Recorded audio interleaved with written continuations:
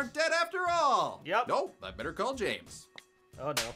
Oh, he said, that's what he said we're gonna do, smack! Yep, we're definitely doing Zord kill counts again. Hey guys, my name's Dan, and today's reaction comes from Dead Meat. This is Critters 1986 kill count, and this is a huge blast from the past. I couldn't remember for the life of me if I watched this movie before or not, so thankfully I went back and watched this, and it turns out that maybe I didn't, because I didn't remember a single thing. I was surprised by everything I saw, like I was seeing it for the first time. I wonder if he's going to be going through all of the Critters movies, or maybe just this one, because I know James is supposed to make his return sometime in June, so maybe he will go through all 4 of these, and James will make his return after all the Critters movies are done. But before we get into this one, though, please do check out all of these links, then go on over and support Dead Meat if you haven't already. All those links will be down in the description. And lastly, the best and easiest way to support me is by going right below this video, clicking all those buttons down there, because not only does that let you see future reactions that I do, but also helps my channel to grow. And without any further ado, let's go. Welcome to the Kill Count, where we tally up the victims in all our favorite horror movies. I'm Zoran's slightly different glasses Gavoyich, with one more stretch of episodes until James returns next month. Until he does, I'll be covering the much-requested Critters franchise. Excellent! That answers my question. From 1986. Critters is another franchise that I absolutely love. It's a finely balanced mix of horror and comedy that echoes Tremors in a lot of ways. In fact, the production was very similar as well, with a bunch of young, hungry filmmakers who became as close as the family in the film. We were like the little engine that could. It was great fun. Everybody was working as a tight-knit unit. Many people lump Critters into the Gremlins ripoff films like Munchies, Ghoulies, or Hobgoblins. Oh my. But Critters actually originated 2 years before Gremlins was released. It was written by then 19-year-old Brian Dominic Muir, who went by his middle name just for this movie. Dominic kind of sounds like an asshole. Muir had worked various jobs for low-budget God King Roger Corman, who was originally going to produce Critters, no doubt up to his usual standards. A chance meeting with Bob Shaye moved Critters over to New Line Cinema, with an increased budget of $2 million. Whoa! Plenty more than Corman would have spent. This first film is the only Critters Muir was involved in, and sadly, he passed away in 2010. 48 years old, but, you know, he kind of left a big mark on a lot of people. Sure. Barry Opper was brought on as producer, having worked on an earlier film named Android with Muir, but much to Muir's chagrin, he would not go on to direct. Came down to a coin toss, and Brian lost the coin toss. Instead, the job went to Stephen Herrick, an editor for Roger Corman, who would later go on to direct a personal favorite of mine, Don't Tell Mom the Babysitter's Dead. Yeah, mine too. I wish I could kill count that movie. Actually, I don't see James around, so... one babysitter. Done! Yay! Critters includes some amazing actors as well, like Scream Queens Dee Wallace and Lynn Shay, as well as a young Billy Zane in his first speaking role. Yeah! Wonder why you never talked before. Allergic. And I'm allergic to death. It makes me break out in hives. I don't die, oddly.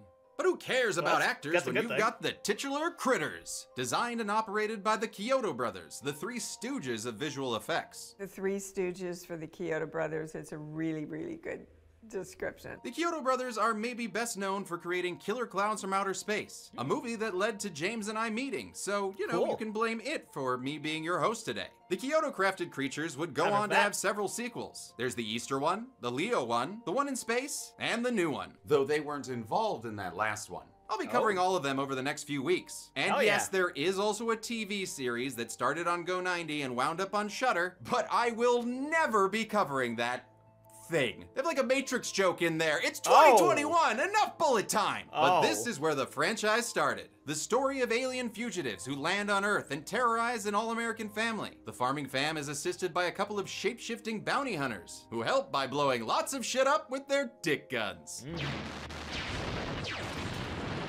What follows is a funny, terrifying, heartwarming, well-acted story that definitely doesn't bite. How many jokes can I come up with without... A lot. What? I'm sorry, those trumpets? I want to know where those are coming from. Did you hire a band? It's the Spoonful Pimpernel. Stormy! He's the legendary hero that travels the land rescuing people's breakfast with the help of today's sponsor, Magic Spoon. Ooh, Magic Spoon. But what are you doing here? I already love how Magic Spoon's reinvented cereal by offering high-protein, grain-free cereal with 0 grams of sugar. So I'm telling you, I don't need rescuing. Right you are, my boy. That's why I'm here to recruit you into the League of the Spoonful Pimpernels. You see, we need dedicated magic munchers like yourself to spread the word further than one impeccably dressed breakfast vigilante could dream. I would be honored. Do you want me to talk about the build your own bundle option where you can pick from all 11 of Magic Spoon's amazing flavors like honey nut or peanut butter or fruity? Young Zorenia, I want you to speak from the heart. Tell me, what's your favorite cereal flavor? Cocoa and peanut butter. Well, what about your favorite cereal bar flavor? Cocoa and peanut butter. Consistent. I like it. Well, I must be off. But before I go to officially induct you into the league, I present you this ring. Wow. You know what? Sorry, can we take a second? Ben, what does the Scarlet Pimpernel have to do with Critters? Terrence Mann plays Ugg in this and was also in the original cast of Broadway's The Scarlet Pimpernel. Whew. Oh. I thought my references were obscure. Yours are worse. Anyway, you can become a Magic Muncher yourself by clicking the link below or scanning the QR code. And make sure to use code DeadMeatJames for $5 off your order today. How many jokes can I come up with about balls in this franchise? Let's find out and get to the testicles. Oh, that's one. Nice. Good start. The movie begins in space. This maximum security Balcatraz is expecting 8 new prisoners, but they were supposed to have 10. Well, we did have 10 at one time, but the Krites were eating everything in sight. We had to kill 2 of them to make the food last longer.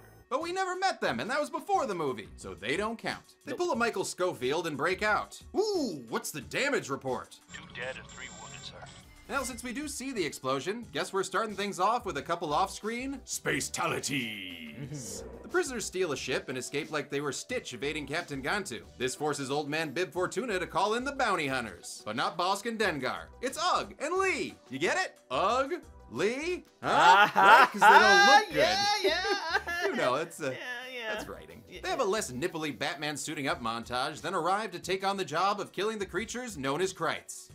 Krites. You know, that isn't very marketable. Maybe we could just call them something like Title Card! Critters! Or Critters. Critters works too. The bounty hunters head to Earth and tune into the Mojo-verse to help pass the time. This planet primer shows them Earth is violent. Like, super violent. Wow. Baby murders. Really? Maybe advertise some of our good stuff, like Paddington 2. Yeah, that's right. You hard stare those writers. One good thing they find is a music video starring a rock star named Johnny Steele. This song, Power of the Night, was written by Barry Opper's good friend Richie Vedder and actor Terrence Mann, who plays Johnny Steele.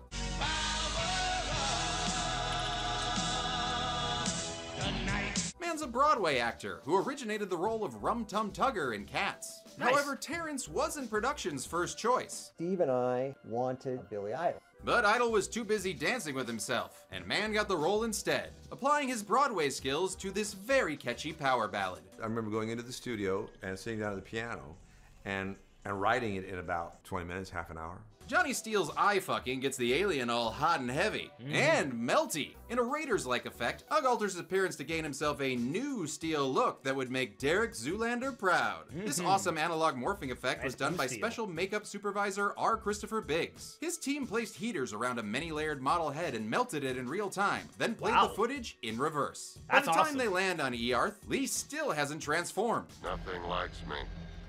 Find something. Oh, sounds like me talking to my single friends. Don't worry, Fiona. We'll find you someone. Never asked you to, Zorn. No.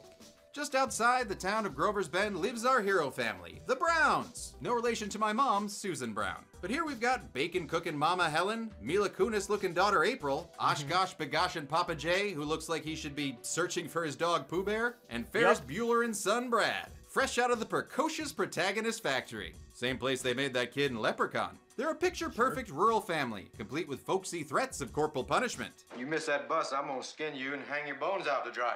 Damn, Jay. Maybe load less honey into your mason jar full of coffee, you fucking weirdo. Jay's played by Billy Greenbush, previously seen on the Kill Count stupidly impaling himself in Jason Goes to Hell. He's keeping this farm together with the help of hired hand Charlie, a former high school baseball star turned drunken conspiracy nut. Oh sure, let him watch over your kid while, you know, he blows up a Y-Wing like he's working at ILM. Charlie's played by Don Keith Opper, brother of this movie's producer Barry Opper. And I hope you like him, cause he's basically our Burt Gummer of this franchise. Dad's working on the car when a new ride shows up. All the way from New York City? I'm sorry, this movie takes place in Kansas. Did this guy drive 1,300 miles to get to first base? Well, this eager dater is Steve Allott. Yeah? You like that, D. Wallace? Played in ponytailed perfection by 19-year-old Billy Zane. Steve here wants to make a good impression on April's dad, so he goes in for a handshake, only to get the finger. Cheer up, man. There's always dinner. Well, we should get going. Never mind! April and Steve head out for the night, meaning they drive about 5 feet so they can go barnicate. Well, as if horny teens ain't enough trouble, though, there are other kids upstairs putting a few household chemicals into the proper proportions. Brad here is played by Scott Grimes, best known as the voice of Steve Smith in American Dad. He sneaks out of his bedroom window while his mom and the movie get distracted by Johnny Steele again. Whoa, hey, I think Helen's sexuality just got awakened right there. Jay, where are you? Nearby, this toaster of a spaceship lands and causes a ruckus that makes April think she's lost her virginity. The Earth moved. Already? Or maybe you just hit an iceberg. Don't tell Rose. Turns out the Krites have landed, and it's before midnight, so they're looking for some...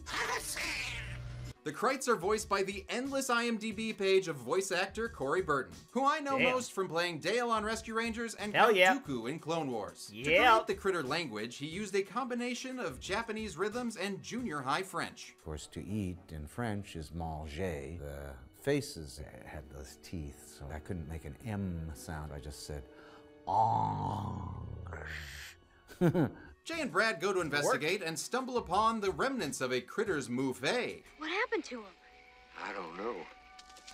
Without my gun, I don't want to find out. Honestly, I love seeing sensible characters in horror movies, even if on the way back home they pass a glowing spaceship that I'm pretty sure they would have seen from that distance. No? Don't see it? All right, get your eyes checked. Across the way, Deputy Jeff Barnes is on a patrol when those Tremors PAs find new work rolling critter balls across the road. It causes him to crash, and when he gets out of the car, he's shot in the leg with a porcupine quill. Barnes then screams at the camera before politely scooting himself onto the count. Back at the farm, Helen sees a creepy pair of red eyes outside the window. Oh, get that creature some Visine. Though they're not as creepy as her scare-grabbing husband. Scared the hell out of me. I'm sorry, forgive me. Rule 1 of a good marriage, always admit fault. Soren, did you mix up the minutes and seconds in the Dude Bro kill count? Oh. Yes. Yes, I did. I still love you. Aw. I still love you too, honey. Oh, nice. Helen is played by America's mom of the 80s, Congratulations. Dee Wallace. And this was the first time she was credited as Dee Wallace Stone. We've seen her on the kill count in Rob Zombie's Halloween and Cujo, in which she co-starred with her stone-providing husband, Christopher Stone. As always, she's one of this film's strongest assets. She's acting as if she's in a better movie than it is. Jay tries to call the sheriff, but someone's cut the phone line. Honestly, who are we gonna call anyway? You're already a pinbuster. Oh, and now they cut the power too? I tell you, these critters are smart. They're too damn smart. Unlike Jay, who throws away his sensible notions from earlier and goes to the cellar to investigate. Oh, hey, I see something on the shelf over there. You know, you should probably grab a stick or maybe, your hand? Maybe. Oh, come on, don't! Oh! That's right, say hello to the critter. Oh, you look sleepy. The critters were designed and operated by Stephen, Edward, and Charlie Chiodo. Muir's script described the critters as furballs with teeth, and the Chiodos added a little inspiration of their own. In this case, I think it was really the Tasmanian Devil became kind of the touchstone. Anything else? Tried to do something reminiscent of the Muppets, light and very expressive. And they did so, using practical hand puppets with hydraulic articulations in the face. The critter's signature glowing red eyes were achieved with the same reflective paint used on stop signs. They would then position a beam splitter near the camera that would reflect red light back at it. It gave the critter's eyes an incredible depth and a kind of an unreal look. It just looked really, just very cool. The only issue with the puppets was the fur they used to achieve a less cute and more quill-like look. The moose pelts we got ended up being very stiff, and it was really difficult to puppeteer. You were fighting this thick pelt that really inhibited a lot of the movement. Jay's attacked from above by another Krite who takes 5 easy pieces out of his shoulder. Jay manages to smash it with a hammer! But before he can make it up the stairs, he's hit by one of those quills we saw used on Deputy Barnes. He's knocked out and dragged away, and later we learn more about the non-Jeffrey Rush related quills. Hey, careful, boy. That's some kind of poison. And those will make any cowboy sing a sad, sad song. Meanwhile, the Blue Ball Marathon makeout sesh has been going for what seems like hours. Apparently. So long that the music has stopped. Yeah, you put that weird director name cameo music back on. Ah! Oh, damn! Yeah, can't get to second base without those fingers. Nope. Also, I think it's supposed to seem like they were bitten off, but Zane is totally just curling them up there. A second critter appears and goes for a little belly Zane. April tries to fight it off Baghead Jason style, but it's no use. As we say via con diablos to the other collector. This kill was actually much more violent in the original cut. We spent hours shoving a critter into a bloody Billy Zane stomach. I must have shot 20 minutes of him getting devoured, and it ended up just being one close-up of his face. I guess that original cut is just known as a phantom edit. Ah! Not you.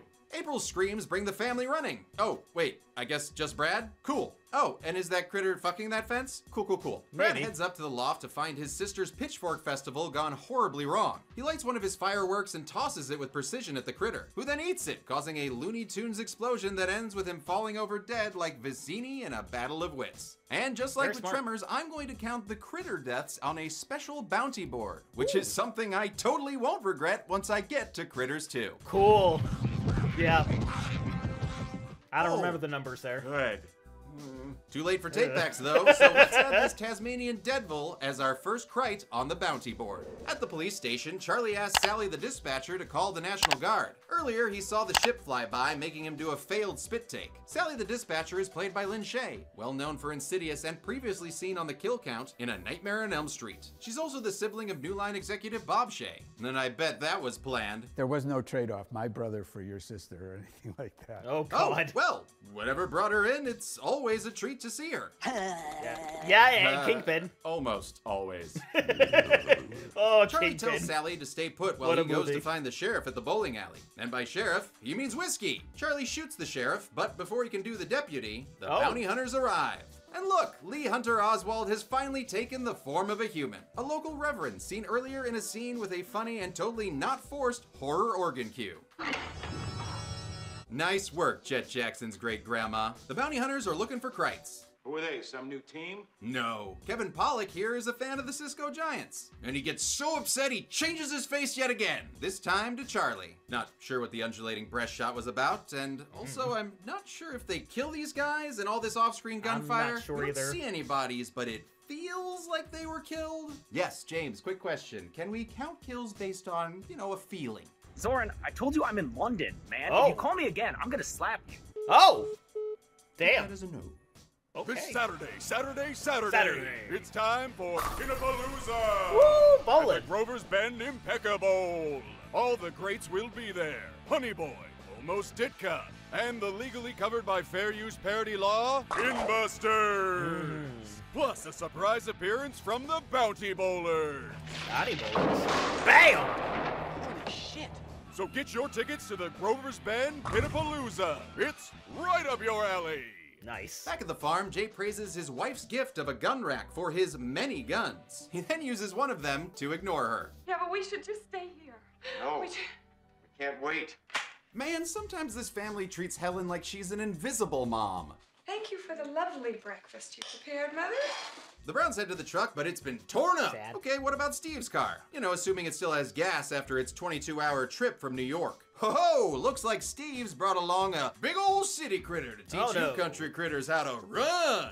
The critter ball was actually a crate form the Kyoto brothers came up with to make movement easier and look less silly. I'm gonna get you! Some of the balls had a remote-controlled gyroscope inside so they could move around corners, but others were basically bowling balls with fur rolled by anyone who was around. We would be in this emotional, hysterical state, and all of a sudden we'd hear Steven or somebody go, okay, roll them in. The Browns get back to the house where Jay is bit on the same shoulder as before. Oh, wow, that's gotta hurt. But hey, easier for continuity. Once again, the family sends Brad off on his own so he can unlock the door from the inside, right as the critters approach.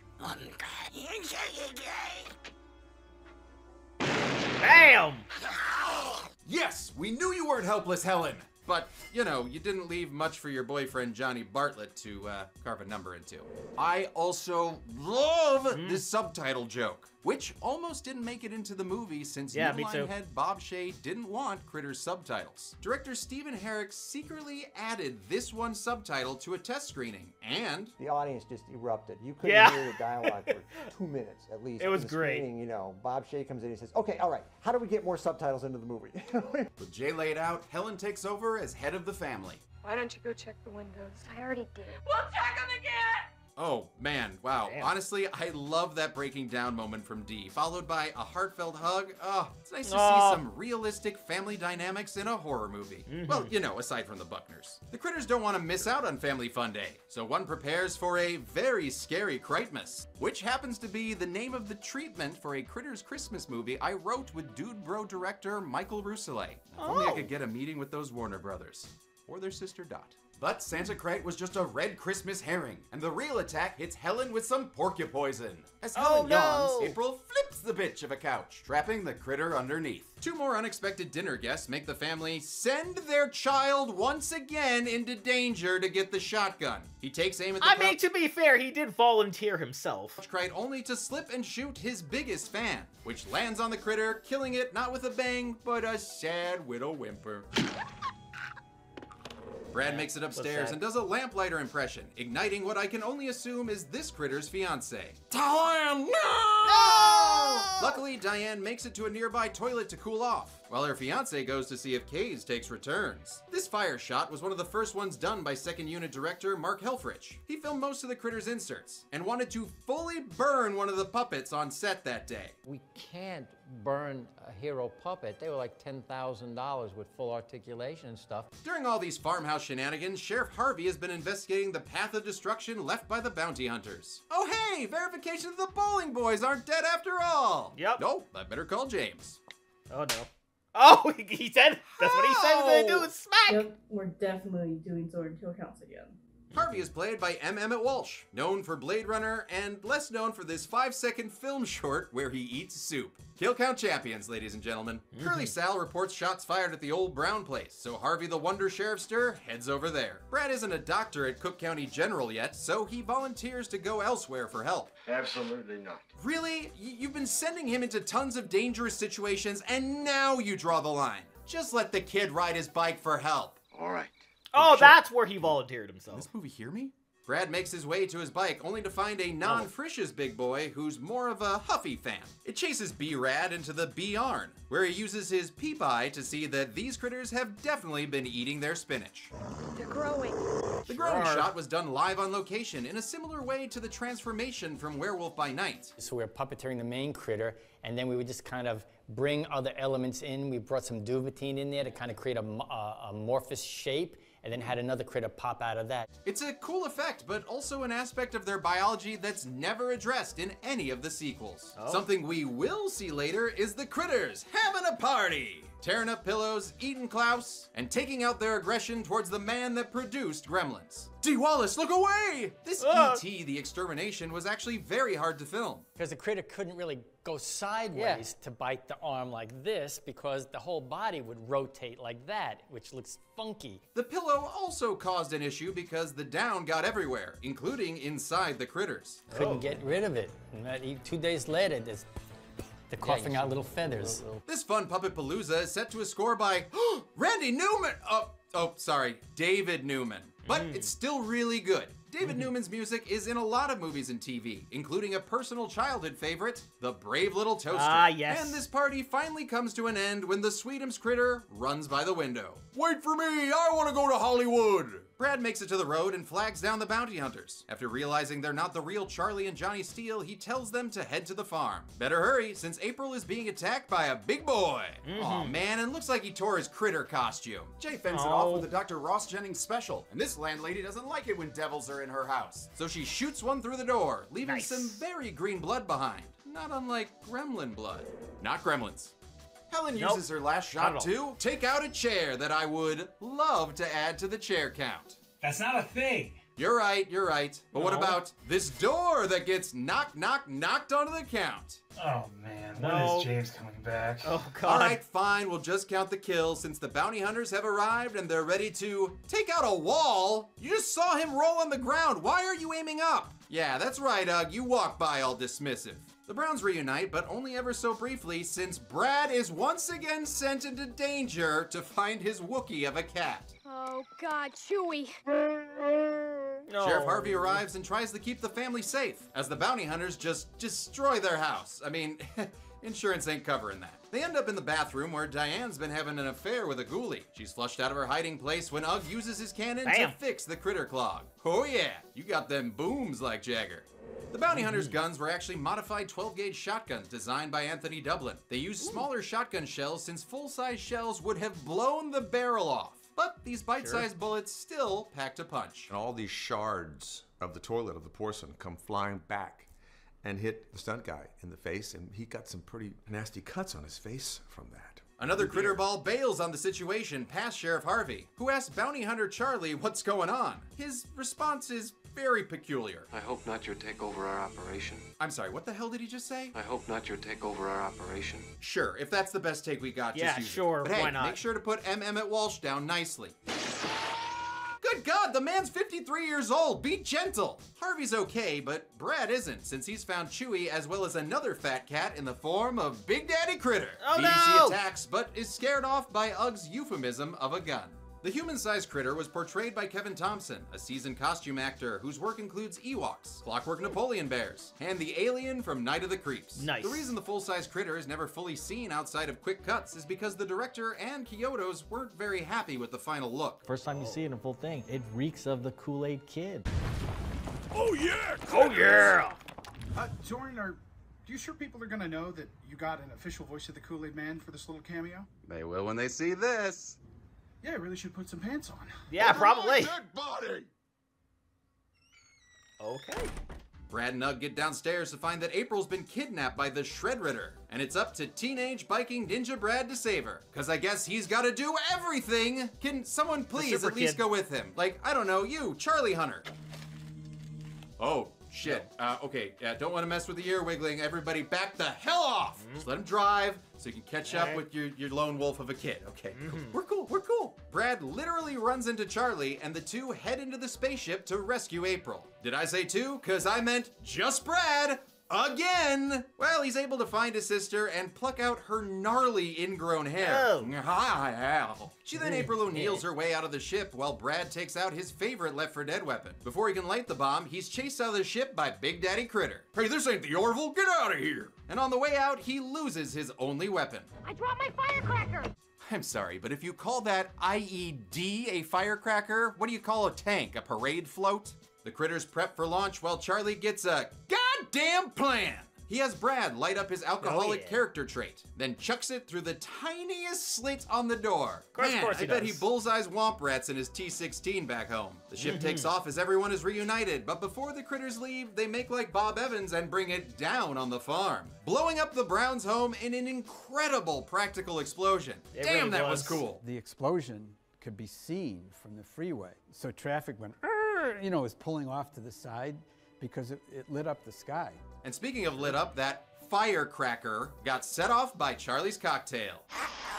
Guess uh-oh is a universal language since the critter ship is blown up, killing the remaining 3 Krites and also blowing up the house just a bit more for good measure. The survivors look on and Dee Wallace starts to cry when she realizes she'll eventually have to be in the not-so-great 5th film. The bounty hunters also want to return in a sequel, so they give Brad their pager, as Charlie wanders off with them, offering to be their space intern. Maybe you need a good mechanic to work on them guns. The family looks at their destroyed home as night turns to day, and they drive back to their house. Wait, where the hell did they go all night? Now this smells like a reshoot. And in fact it was. The movie originally ended with the house destroyed and the family just moving on with their lives. But a comment from a random director after a test screening got them a new ending. Wouldn't it be cool if the kid could push a button and the house comes back together? And Bob Shea said, that's brilliant. To achieve this magical rebuild, a miniature replica of the house was made by Gene Warren Jr. They used cables attached to various points to pull it apart, and latex rubber inside the house, so stuff would come down like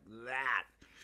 And so when it went back up, it grew back up like that. That's interesting. It really looked that reverse printed. To add to the nonsensical nature, the bounty hunters give a farewell Blue Angels fly-off. Seriously, why the hell are they just flying off now? What were they doing all night? Maybe each other. Don't know. Oh. I don't judge. Well, at least there's a cute cat on delivery package in the mailbox, and a sequel tease with some very giggly eggs. Yup. How many people were devoured by the night of the critters? Let's find out and get to the number. Ah! Leave the cat on me, you fucking flannel. Flannel. Ah! Cannonball! Well, let's do this. 4 people or aliens died in critters. 2 men and 2 unknown, giving us a chart that leaves me hungry. The runtime of 86 minutes will give us a kill on average every 21.5 minutes. As for the bounty board, we can add 8 critters. 2 for Helen, 5 for Brad, and only 1 for the bounty hunters. Giving us a critter kill on average every 10.75 minutes. Boo! Boo! Uh-oh. Fuck. Here we go. That one doesn't go on the count.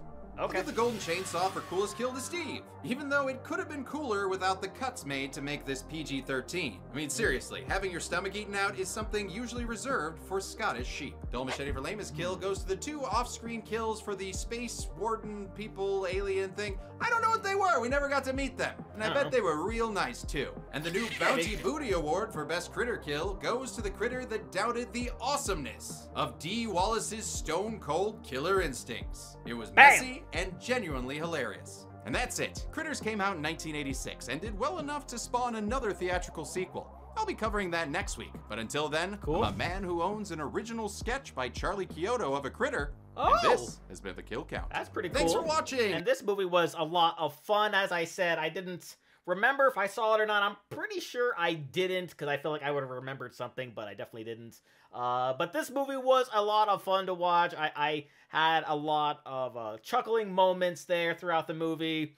A lot of things where I was really cheering on the family, definitely cheering on the mother a lot, because she definitely did not get a lot of love. But this movie, I feel like it definitely aged well too. Like, I feel like I like just watching it, there was like just so much charm to it that I really enjoyed. So that's going to do it for me here. Comment down below. Let me know, what did you think about the original Critters? Please leave a like if you enjoyed. Do check out all of these links before you go. And lastly, and most importantly, I want to give a huge shout out to all of my $5 and up supporters on Patreon: Luchador, Cruising, Wolverine 310, Jordan Burr, Lauren Davenport, Kester Cronage, Amber K, Raymond Bright, Chris Curtis, Ann Perry, and Larka. And I'll see you guys next time.